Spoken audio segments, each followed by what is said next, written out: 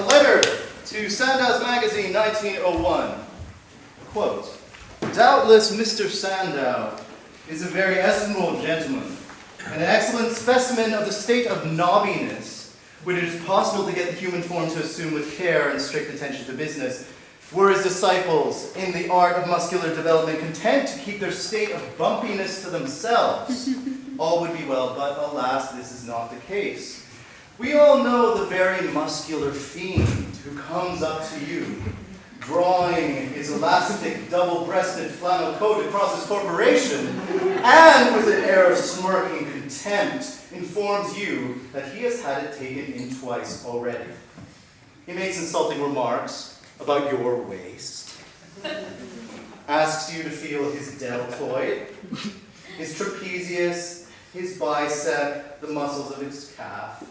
I've even heard one enthusiast referring in the most indelicate manner to his gluteus maximus.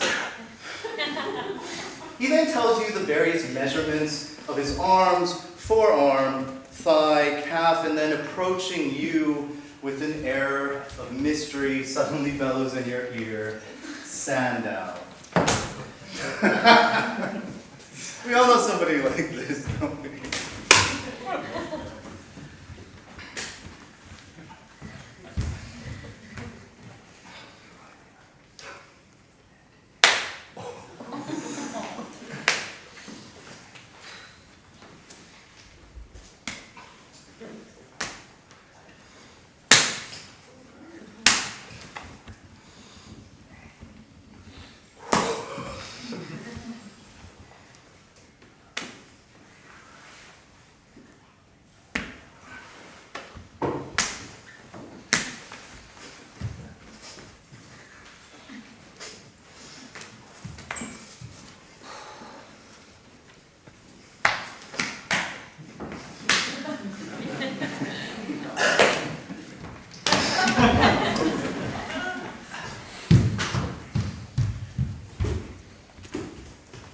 So in the 19th century, sport was a means by which men were civilized to the state and its institutions, or at least that's a story that this country likes to tell itself. Playing football was how men learned how to be men, to develop a sense of fair play, teamwork. But this civilizing process always comes at the expense of others, doesn't it? Be it an entire gender, or people who look like me, or the poor. Like rugby, right? A game designed specifically to confuse. When the ball goes out at the full, from the 22, it's fine. If it's outside the 22, it goes back to the 22. A few weeks ago, we trained together in Jonathan's hometown, Tonbridge, whatever. This private school, right, the most expensive in the country. And there were these two boys there, teenagers. They were trained together just like we were, but they were kind of taking up all the space, leaving their shit everywhere. They weren't sharing a squat rack, even they were doing the same exercise. And I thought to myself about what kind of men these boys would grow up to be. Whether they would end up throwing their privilege around like their weights, or whether sport and fitness would become an ethic, a way of relating to other people. Anyways, the bonds developed by this kind of training they're powerful, whether they look like this or remind us of this. Here's another story. In 2015, 4 brothers of the Pi Delta Psi fraternity at Baruch College, New York City were arraigned for the death of another brother named Michael Deng. He died in a hazing ritual. This would be tragic in any case, but what makes it unusual is that Pi Delta Psi as an Asian American fraternity was set up to elevate and protect Asian men against ingrained racism and prejudice in the United States. So in principle, this kind of organization, I think, is a good thing. Asians came only into political consciousness through the shared experience of discrimination. In 1982, the year I was born, a Chinese-American man named Vincent Chin was beaten to death by 2 white men, Ronald Evans and Michael Nitz, who were resentful that Japanese car manufacturers were closing in on American factories. So Evans and Nitz never served any jail time. They had to pay fines of $3,000. So if this is what an Asian life is worth, whether Chinese or Japanese, then Asian American identity was important, and this is what Pi Delta Psi tried to instill in its brothers. History came into everything. These boys were Chinese Americans from Queens, but they were learning about all types of Asian history for the first time. History even came into hazing rituals like the Bataan Death March, which recreated an event when Filipino POWs were marched to their death by the Japanese Imperial Army. So, Michael Deng is being hazed by his brothers in a ritual called the Gauntlet. Stage 1, the pledge is blindfolded, runs into a line with older brothers who call him racial slurs, chink, gook, slope. Stage 2, the pledge is instructed to push back against those who oppress him. Stage 3, the pledge, still blindfolded, wanders towards the voice of his older brother as the other brothers shove him and tackle him to the ground. If the pledge survives this, it bonds him to the rest of the group.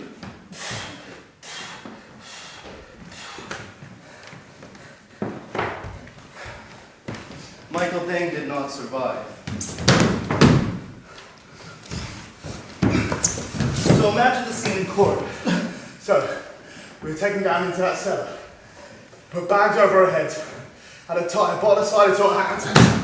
Stop drinking. Relatives of Michael Deng and the 4 people who were guilty of murder.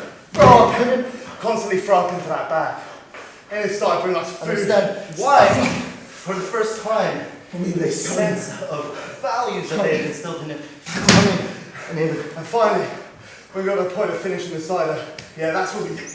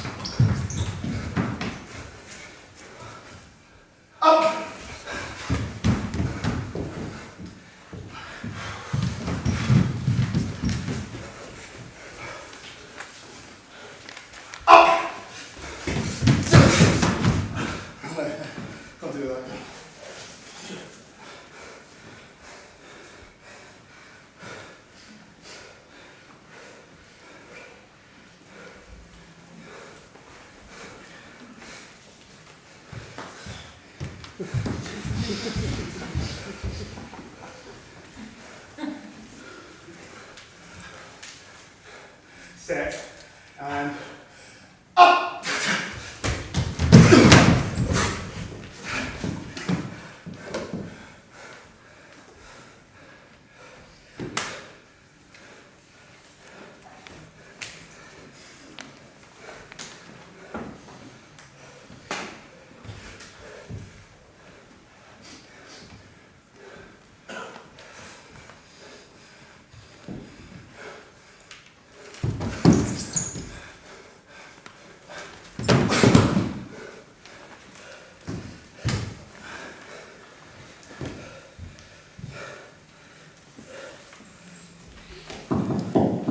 Tell me about your last game. It's about a year and a half ago. Went into attack and Bosch went out of the way when you have the ball.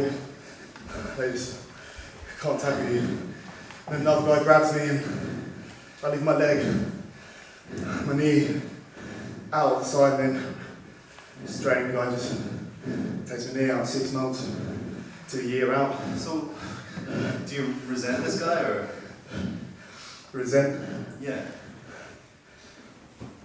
Yeah. But only to the point of I would have done exactly the same if I was in his shoes. Would you? Yeah, I would have done worse. You don't, it's a rookie error by me. You don't leave something like that out to be hated. So what do you think rugby's given you, like, in life? In life,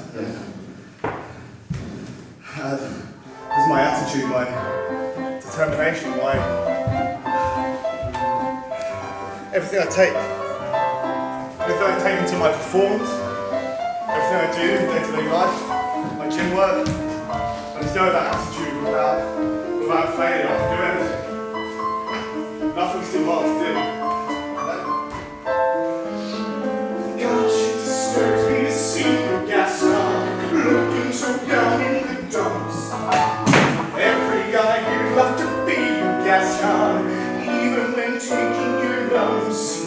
There's no man in town as admired as you. You're everyone's favorite guy. Everyone's awed and inspired by you, and it's not very hard to see why. No one's slick as Gaston, no one's quick as Gaston, no one's neck is incredibly thick as Gaston. There's no man in town that was manly, perfect, pure paragon. You can ask any time, Dick or Stanley, and they'll tell you whose team they prefer to be on. No one's picked like Gaston, a kingpin like Gaston. No one's got a swell crack in his chin like Gaston. As a specimen, yes, I'm intimidating. My, what a guy, that Gaston.